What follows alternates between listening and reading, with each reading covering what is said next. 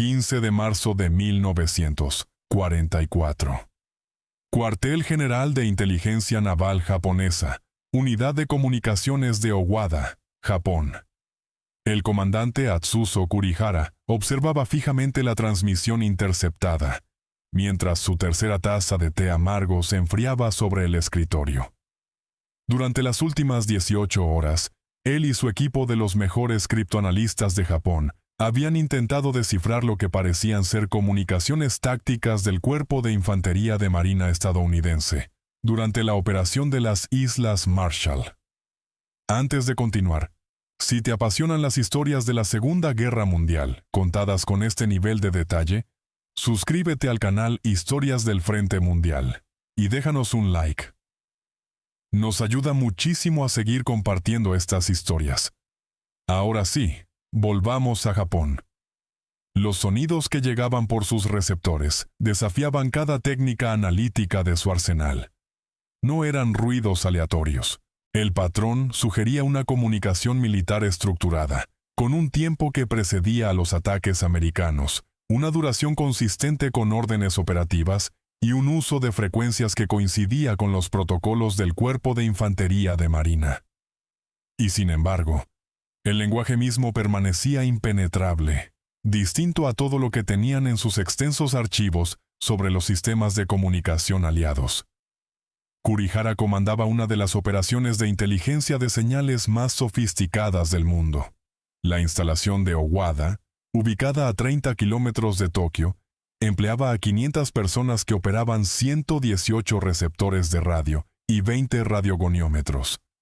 Sus criptoanalistas habían logrado descifrar el tráfico diplomático americano, las comunicaciones navales británicas y múltiples códigos del ejército.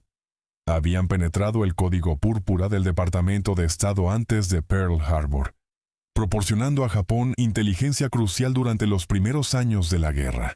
Y sin embargo, esas transmisiones de infantería de marina representaban un fracaso criptográfico total.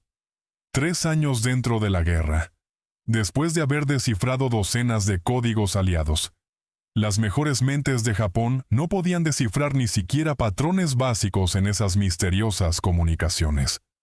Lo que Kurihara no sabía, lo que ningún oficial de inteligencia japonés comprendería hasta después de la guerra, era que estaba escuchando el único código jamás descifrado en la historia militar moderna.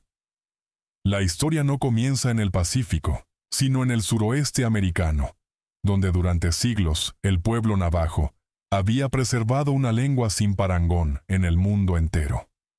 El Diné Bisaad, la lengua navajo, pertenece a la familia lingüística athabascana, con aproximadamente 170,000 hablantes en 1940, confinados casi por completo a la reserva de más de 70,000 kilómetros cuadrados que se extiende por Arizona, Nuevo México, Utah y Colorado.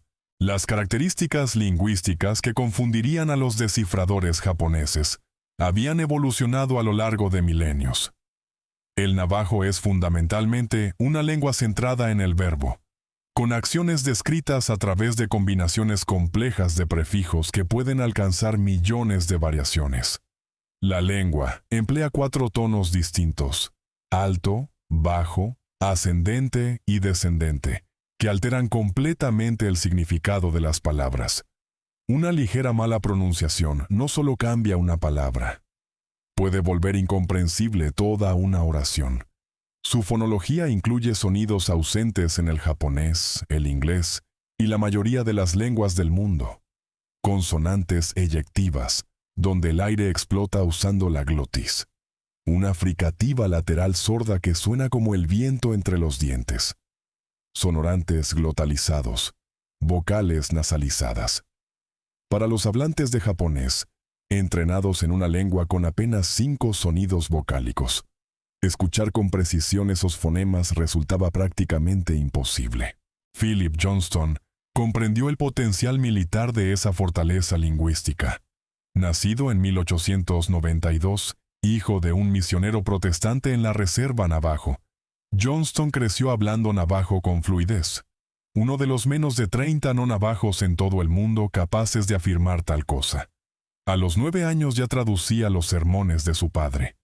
A los 15 había viajado a Washington para traducir en representación de líderes navajos, llegando a conocer al presidente Theodore Roosevelt. En diciembre de 1941, mientras Estados Unidos se tambaleaba por Pearl Harbor, Johnston leyó sobre unidades del ejército que usaban hablantes de Comanche en ejercicios de entrenamiento en Luisiana. Los Choctaw ya habían servido en la Primera Guerra Mundial, pero aquellos esfuerzos habían sido improvisados y limitados. Johnston imaginó algo revolucionario, un código militar formal basado en el navajo, indescifrable y a la vez práctico para la guerra moderna. El 28 de febrero de 1942, Johnston presentó su propuesta al general de división Clayton Vogel en el campamento Elliott, cerca de San Diego. La demostración fue notable.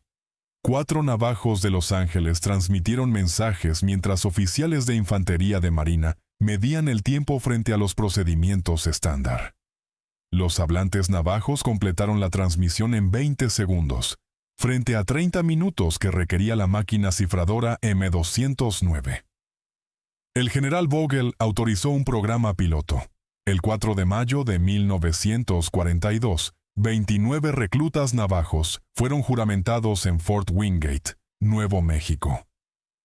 Esos hombres, entre ellos Chester Ness, Carl Gorman, Lloyd Oliver y John Benally, provenían de toda la reserva. Algunos habían asistido a internados donde hablar navajo estaba prohibido y era castigado. Otros eran pastores de ovejas tradicionales, que rara vez habían salido de sus tierras ancestrales. En el campamento Elliott trabajaron en un edificio cerrado y custodiado durante 8 semanas, creando un código militar dentro de su propia lengua materna. La tarea era monumental: desarrollar terminología para conceptos que no existían en navajo, crear un sistema alfabético, garantizar que fuera memorizable y expandible. Construyeron el código a través de la lógica cultural. Un submarino se convirtió en pez de hierro, un pez de hierro nadando bajo la superficie.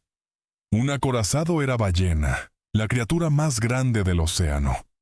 Los cazas eran colibrí, revoloteando a través del aire. Los bombarderos eran buitre, aves de rapiña que sobrevolaban antes de descender. El alfabeto requirió una creatividad especial. Cada letra necesitaba múltiples palabras navajo para evitar el análisis de frecuencia. La letra E, la más común en inglés, recibió 4 alternativas: alce, hormiga, ojo, oreja. Los locutores del código alternaban aleatoriamente entre esas opciones, destruyendo cualquier patrón. Desarrollaron 211 términos iniciales, memorizándolos a la perfección. No podía haber libros de código que arriesgaran ser capturados. Chester Ness recordaría después que practicaban sin descanso, que un error podía costar vidas, que en su cultura las palabras tenían poder, y que hablar correctamente era algo sagrado. La primera prueba del código llegó en Guadalcanal, en agosto de 1942.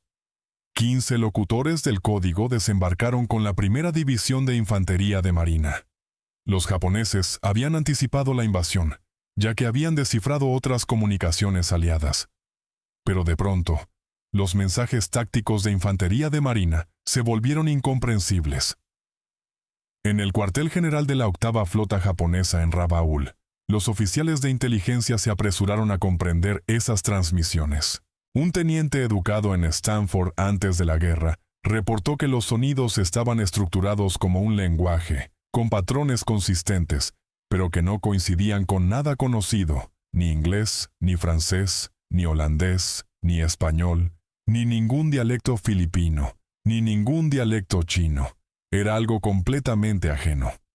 La respuesta japonesa fue sistemática.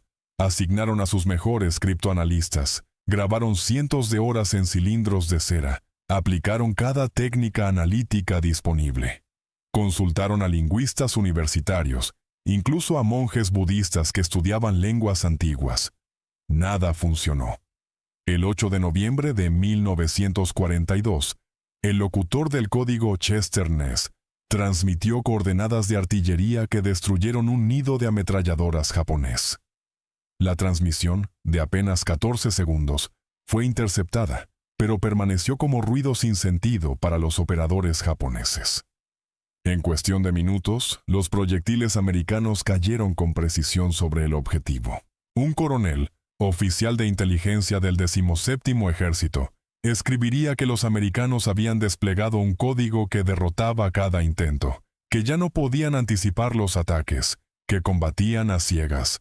Joe Kiyomiya, un soldado navajo capturado en Bataan en abril de 1942, se convirtió en la mejor esperanza de Japón para descifrar el código.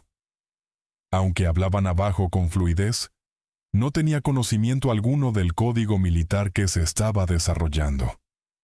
Cuando los criptógrafos japoneses comenzaron a interceptar transmisiones navajo, llevaron a Kiyomiya al centro de interrogatorios de Owada. Le hicieron escuchar grabaciones de los locutores del código. Kiyomiya escuchaba palabras navajo, pero en combinaciones sin sentido. La tortuga está atacando al pez de hierro. El colibrí lleva huevos. Cuando no lograba traducirlas, sus interrogadores lo acusaban de mentir. La tortura escaló sistemáticamente durante meses. Tortura con agua, golpizas, cuelgas de los brazos durante horas.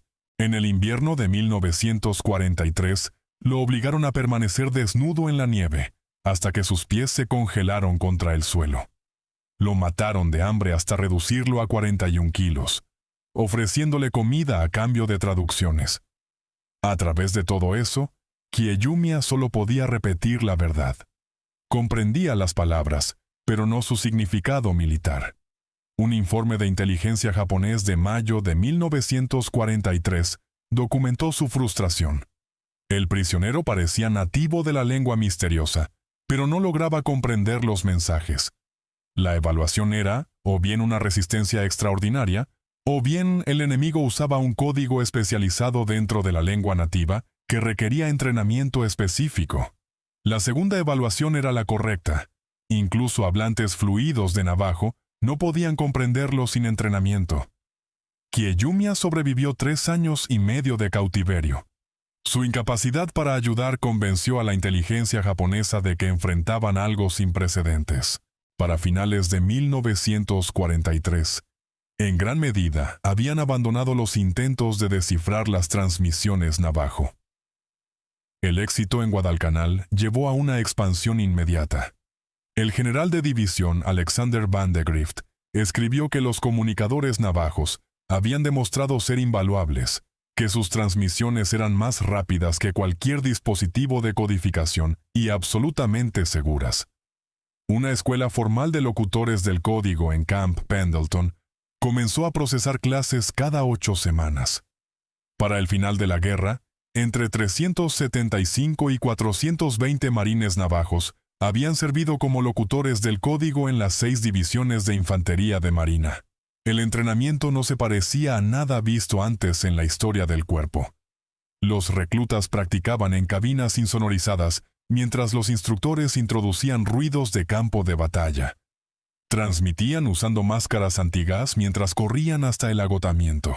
Uno de ellos, que se alistó a los 15 años, describiría después que los llevaron más allá de lo posible, que vidas dependían de su precisión.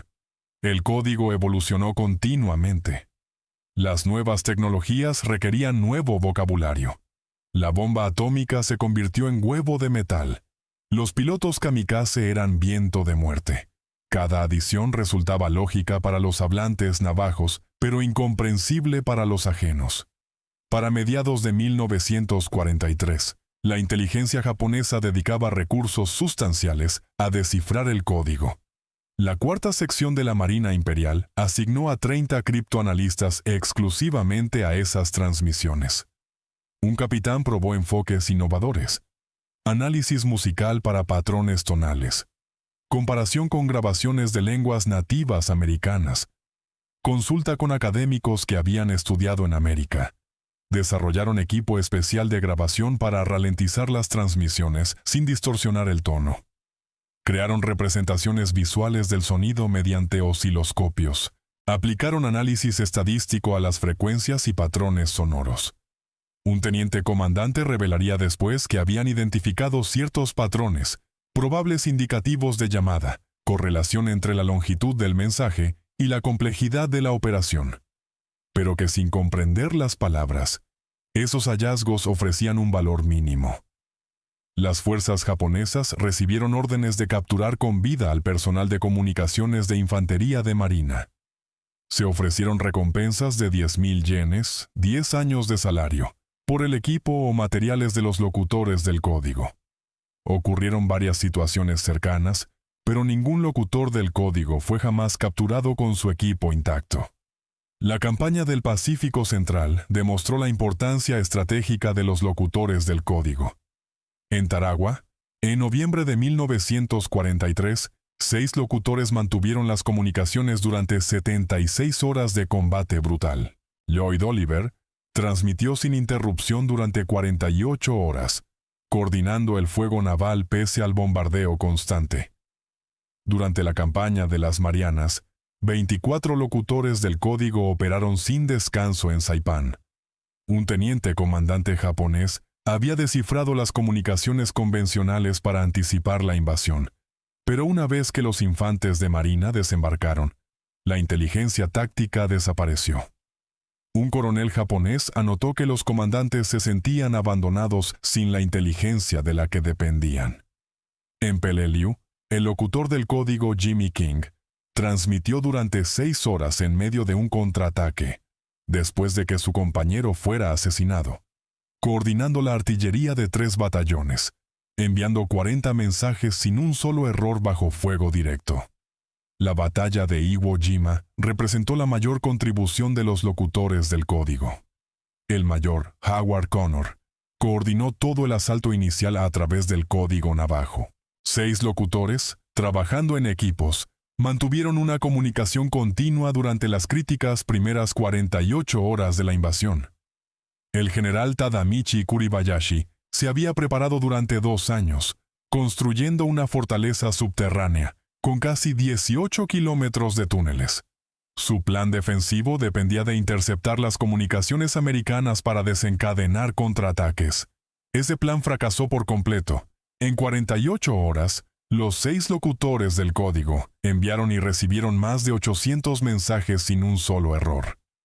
Coordinaron el desembarco de 30,000 infantes de marina, el fuego naval de 100 buques, el apoyo aéreo cercano, las posiciones enemigas, las evacuaciones médicas, los suministros y las órdenes tácticas, todo bajo fuego constante. El mayor Connor testificaría después que, de no ser por los navajos, los infantes de marina jamás habrían tomado Iwo Jima, que durante las primeras 48 horas tuvo 6 redes de radio navajo operando sin descanso, que enviaron y recibieron más de 800 mensajes sin un solo error, que toda la operación fue dirigida por el código navajo. Un coronel japonés reportó a Kuribayashi que los códigos americanos permanecían indescifrables. Las solicitudes de artillería que se completaban en 20 segundos a través del navajo habrían tomado 30 minutos por métodos convencionales, la diferencia entre destruir posiciones y perderlas. En Okinawa, 35 locutores del código coordinaron el mayor asalto del Pacífico, 183,000 tropas a lo largo de 82 días. Las fuerzas japonesas intentaron interferencia y mimetismo de voz, pero no lograron reproducir las cualidades tonales del navajo. Los intentos de un teniente japonés de imitar el navajo sonaban, según un locutor del código, como alguien haciendo gárgaras mientras trataba de hablar. El 14 de agosto de 1945, el locutor del código Teddy Draper transmitió el mensaje más significativo de toda la guerra: la rendición japonesa. El mensaje pasó por el navajo antes que por los canales convencionales, un final adecuado para la guerra de los locutores del código. Después de la guerra, los interrogadores americanos descubrieron el alcance de los esfuerzos japoneses y su fracaso total. El teniente general Seizo Arisue, jefe de inteligencia de Japón, admitió que jamás lograron descifrar el código de infantería de marina. Habían descifrado códigos del ejército, códigos de la Fuerza Aérea, tráfico diplomático, Pero el código táctico de infantería de marina había permanecido completamente seguro. Un capitán fue específico. Habían grabado miles de transmisiones. Sus mejores lingüistas las habían estudiado durante 3 años. Nada funcionó. Fue su mayor fracaso criptoanalítico. En 1944, los analistas habían notado patrones tonales que sugerían lenguas indígenas americanas. Solicitaron asistencia alemana, pero las dificultades bélicas y la propia ignorancia alemana impidieron cualquier avance. Un coronel japonés admitió que la incapacidad de leer las comunicaciones de infantería de marina había costado miles de vidas, que cada operación de infantería de marina después de 1942 era un misterio hasta que comenzaba. Un mayor que sobrevivió a Iwo Jima describió el impacto psicológico. No podían comprender sus palabras, y eso los hacía sentirse primitivos, derrotados incluso antes de que comenzara la batalla. El fin de la guerra no puso fin a la carga de los locutores del código. El programa permaneció clasificado ante un posible uso futuro durante la Guerra Fría. Los locutores del código regresaron a casa sin poder hablar de su servicio con nadie. Regresaron a estados que les negaban el derecho al voto hasta 1948 en Nuevo México y Arizona, y hasta 1957 en Utah. Hoteles y restaurantes se negaban a atenderlos. Eran héroes que no podían revelar su heroísmo. Chester Ness, el último de los 29 originales, quien falleció en 2014, escribió que habían sido guerreros que ayudaron a ganar la guerra, pero que no podían contárselo a nadie, y que esa carga había sido pesada. Muchos encontraron sanación a través de ceremonias tradicionales. La ceremonia del camino del enemigo purificaba a los guerreros de la contaminación espiritual de la guerra. Uno de ellos explicó que habían usado su lengua para dirigir la muerte, y que la necesitaban ahora para sanar. Que las ceremonias les recordaban que su lengua era sagrada. En 1968, el programa fue desclasificado. El primer reconocimiento llegó en 1969. En una reunión de la Cuarta División de Infantería de Marina, el presidente Reagan declaró el 14 de agosto de 1982 como el Día Nacional de los Locutores del Código Navajo. El reconocimiento más significativo llegó el 26 de julio de 2001, cuando el presidente Bush entregó medallas de oro del Congreso a los 29 originales en la rotonda del Capitolio. Solo 5 de los originales sobrevivieron para asistir. Bush declaró que ese día honraban a 29 nativos americanos que le habían dado a su país un servicio que solo ellos podían ofrecer. Chester Ness respondió que habían sido hombres comunes a quienes se les encomendó una tarea extraordinaria, que habían usado su lengua sagrada para ayudar a ganar la guerra. Aunque los navajos son los más célebres, otras 14 tribus proporcionaron locutores del código. Los Choctaw pionearon el concepto en la Primera Guerra Mundial. En la Segunda Guerra Mundial, 17 locutores del código Comanche sirvieron en Europa, desembarcando el día D. Los Hopi, Cherokee, Lakota y otros contribuyeron con sus lenguas. La Ley de Reconocimiento a los Locutores del Código de 2008 reconoció a todas esas tribus. Uno de sus descendientes observó que les habían dicho que su lengua no servía para nada, y que después la necesitaron para ganar la guerra. El código demostró la sofisticación de las lenguas nativas americanas. Los locutores del código modernizaron el navajo en tiempo real, creando construcciones gramaticales y adaptando metáforas con fines militares.